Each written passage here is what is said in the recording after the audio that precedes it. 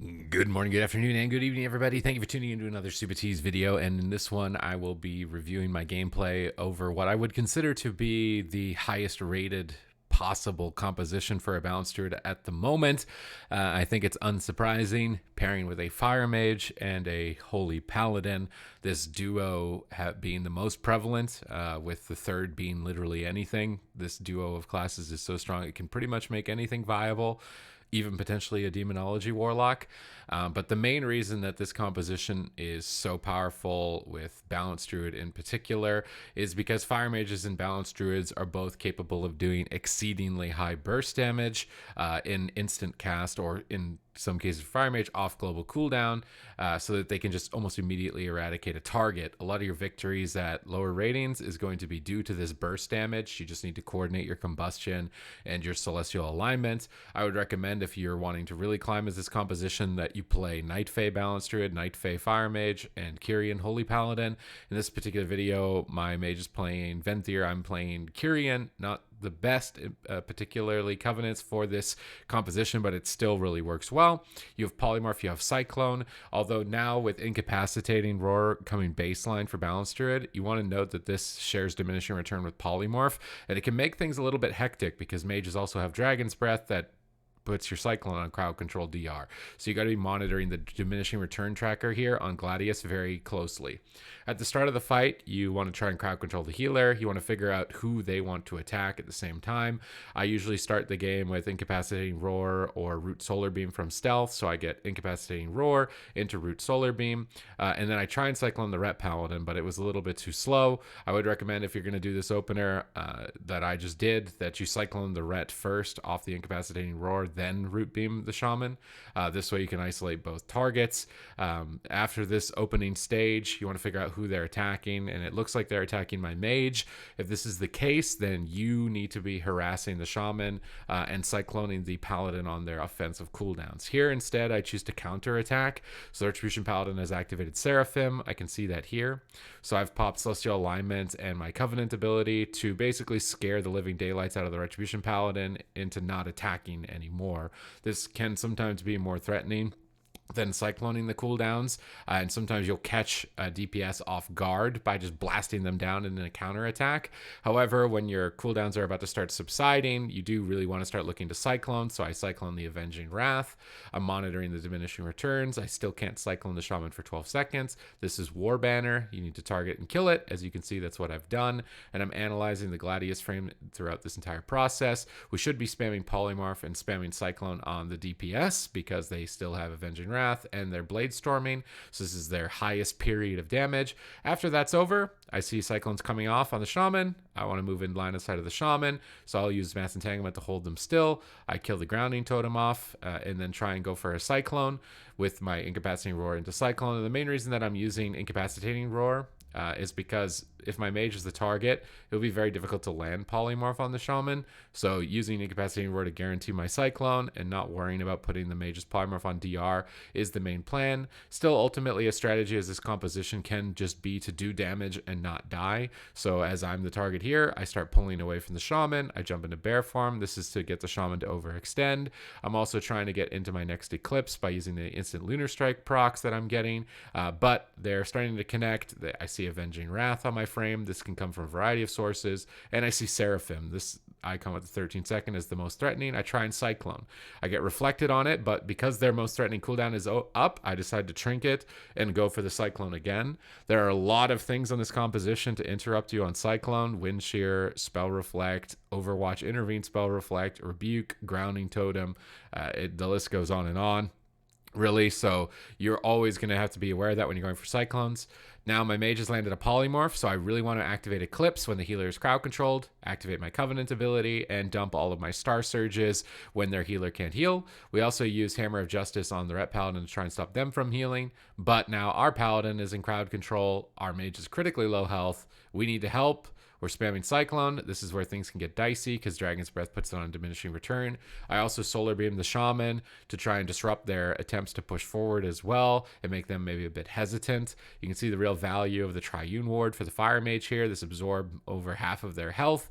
And now they're kind of split DPSing. They're a bit uncertain. And this is mostly because if they run out in the open against their composition, it's very threatening, especially if you're a Convoke the Spirits balanced Druid, which again, I would still recommend for anyone that's definitely trying Druid for the first time.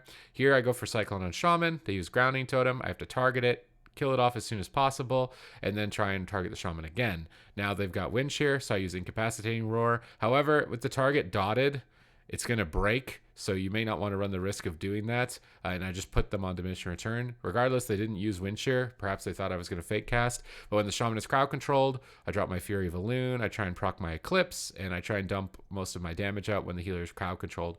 Another reason this composition is so durable that I'm facing is Retribution Paladins heal a lot right now with a lot of instant cast healing. Generally speaking, you need to control their healer and their second healer at the same time, or you're not going to be able to execute on a kill against these compositions that have Retribution Paladins.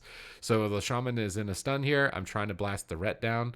The Ret Paladin uses Sanctuary to get the Shaman out. This is Sanctuary, so the Shaman can heal. So I'm going to Cyclone the Ret Paladin, stop the Shaman from bringing the Ret Paladin back to full health with Ascendance here. And then my mage is trying to get crowd control on the Shaman with Ring of Frost while the Ret Paladin is cycloned at low health. And we ended up getting a full polymorph. Here I'm still choosing to heal my mage and just waiting for the Ret to get out of clone. And then I would like to switch the clones as I see the Ret Paladin moving out into the open. And as I switch my clones, I want to proc Eclipse. I want to activate my Covenant ability. We've been targeting the Warrior because I wanted to Polymorph Shaman, Cyclone Ret, and take basically both healers out of the game and go after Warrior. That was the main strategy. This one can be tough because it requires a lot of casted crowd control on multiple targets. What I think we ultimately end up doing is stunning the Retribution Paladin with Hammer of Justice and then putting every other crowd control into the Shaman and then just dealing with whatever the Warrior is going to provide, whether it be Safeguard through Soulbind Conduits or cycloning the Warrior to take them out of the fight. But generally speaking, I think killing the Retribution Paladin in a stun is more likely, as the Warrior also has defensive stance and Ignore Pain. Here I Solar Beam the Shaman because the Ret Paladin isn't a polymorph, unable to get the Shaman out. The Warrior War Banners my Cyclone, so I need to target this War Banner, kill it off immediately. You can swap to healers. If the Retribution Paladin is in Polymorph or Cyclone, you can switch to healers in Hammer of Justice. This Shaman anticipated our swap and activated Astral Shift, a defensive cooldown up here. And this means that they're not going to die, basically. They're not going to take enough damage to die by activating that. And now we have basically no diminishing returns to do any crowd control, which is very dangerous because now they're able to freely attack, and we're going to take quite a bit of damage. So going in bear form when you can't crowd control, if you're being attacked, using Typhoon to knock enemies away, using Stampeding Roar to sprint when you don't have any diminishing returns here to spam out Cyclone is generally what you want to do. Save those utility abilities during that time. Here I try and Cyclone the Shaman before they get around the corner, and then if we have a stun for the Paladin, this would be the best time to stun the Paladin, although it's unlikely that we do. Regardless, we force Shield of Vengeance here, so that's an absorb. And now we may want to focus on defense, right? Our mage is very low. If our Paladin gets crowd controlled, it's surely the end of the game. So our mage is actually using crowd control on DPS with double Frost Nova and blinking, and I'm trying to crowd control the Shaman as much as I can to get pressure on the Ret Paladin. To be fair, in this position, the diminishing returns could be used better. Like I said, the really complicated part of this composition is DRs, because this Dragon's Breath is the same as my Cyclone, so I have to be aware when this is here, I can't Cyclone the Warrior. And you really want to get max value. Same goes for the mage. When this icon's here, they can't polymorph. That's the difficulty of this comp. If you just run Night Fae and play Convoke the Spirits, most of your games, especially at lower rating, if you want to really climb, you're just going to press Combust, Convoke, and you're going to kill basically everybody on the other team. But if you're not running those Covenants, then the game is going to be a lot more detail-oriented like this one is. Now they start swapping to my Paladin, so I'll use Typhoon to knock them away. You want to be using Typhoon as much as possible. It's something that I've trying to retrain myself because it wasn't baseline for a long time. But now my Paladin's in a stun. My mage is in a stun. I go for Solar Beam on the Shaman because he's out of line of sight of the Paladin. The Paladin has to walk. You see the Paladin slowly walking over here towards the Shaman to try and get him out of the Solar Beam instead of attacking. And look how low my Paladin was. So taking advantage of line of sight, realizing where targets are relative to their teammates that can assist them is a really good idea. Then I pop all my cooldowns on the Ret Paladin while the Shaman is cloned. The Paladin has to shield my Celestial alignment, and that's more than a fair trade for them. That's a 3-minute cooldown, but it does last quite a long time, so you can get value towards the end. Here I use Innervate on the Paladin because we're both taking a lot of damage, and this makes all the Paladins healing free. You definitely want to take advantage of Innervate whenever targets on your team are getting low. If anything, I could have used Innervate a bit better in this match, and it's definitely a little bit of extra utility. The main thing you do want to focus on is just setting up crowd control. Whenever I don't have diminishing return for the Shaman, I'm looking to Cyclone the Ret, Cyclone the Warrior, kite away from the Ret and the Warrior, basically avoid them. And now that I'm more or less the target, my mage could likely posture to be aggressive on their Shaman and use Dragon's Breath Polymorph, and then I can focus on just building up damage and stunning DPS. Here, the Ret Paladin has wings, so I Cyclone the Warrior because the Ret's on DR. And our Paladin's in a stun over here, which means they can't heal. So using Cyclone during this time is a wise decision. I get close to Eclipse here. I'm 1 spell away. And then I try and proc it and then go after them because we got the Shaman and a Polymorph. So when you play with the mage, you do want to try and proc your Eclipse when the healer is crowd controlled and dump all your Star Surges. It's a much more like save and bank up your damage and then cash it out when you're really going to get maximum value for it. And that's what you want to be focusing on. Here I Cyclone the Ret, so I tell my Paladin to stun their Shaman. This makes them panic. And they both trinket, likely because my mage used combustion. But you can see cross crowd controlling the Shaman and the Ret Paladin. This works for any Ret Paladin healer team. Is basically mandatory. If you're not doing that, you're going to have a tough time killing anything because Word of Glory is effectively lay on hands. And the Shaman will be able to stabilize in between. Here, the Ret uses Freedom on himself, so I use Solar Beam on the Shaman. I anticipate Sanctuary on the Shaman, so I cast Cyclone, and that's something you can do as well. If you know your Solar Beam is going to break or get messed up, then just start casting Cyclone right away after the Solar Beam, and sometimes teams will waste their utility into it. But now this Ret Paladin has big damage up. I try and counter pressure by activating Eclipse. Again, this is a different tactic where you try and just ram damage back at the Paladin and burst them down while they're distracted trying to burst down the target they're hitting, but it can be very risky. In this situation, it's unlikely to also happen because Avenging Wrath increases the healing. You need to hit them extraordinarily hard. I tried to hit this Paladin as hard as I can, and ultimately it did get Spirit Link Totem, so it was valuable to just be attacking in that position. But now my Paladin is crowd controlled. I think they got Spell Reflected on Hammer of Justice. So jumping in bear form or typhooning or kiting is going to be what you want to do in this position, using Mass Entanglement to root targets, healing your partners while they're low. So your eyes are just jumping between basically these two sets of boxes whenever I'm playing. I'm looking for DRs. No one's on Cyclone DR, which means I can Cyclone any of them. It'll be a full duration. But they are all in Polymorph Diminishing Return because I hit all 3 of them, which can be bad in some cases. Disorienting Roar you definitely want to be really paying attention to if you're having troubles getting polymorphs.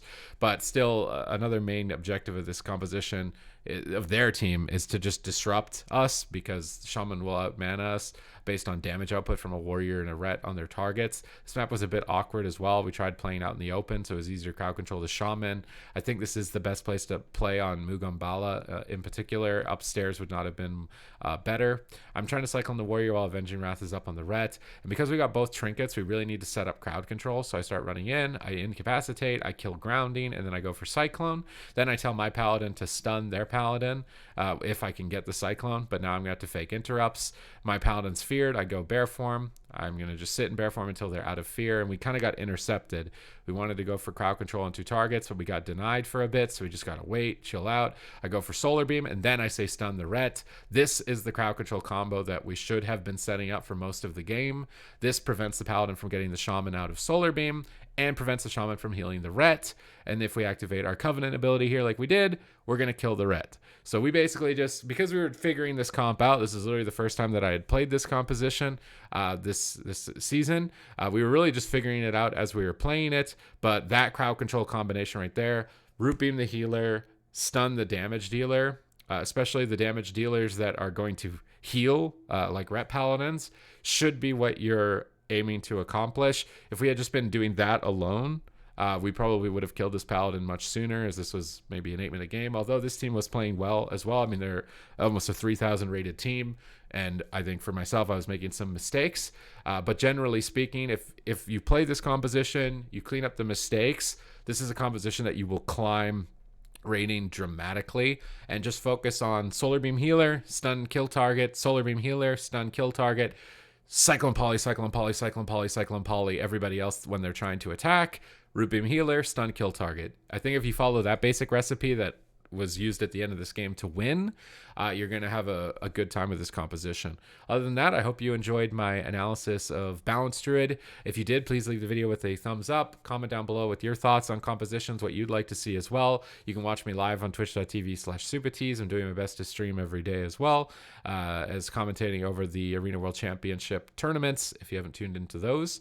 But anyways, subscribe to the channel if you like this type of content. It's just going to let you know when I go live. And other than that, I will see you in the next video. Thank you for watching.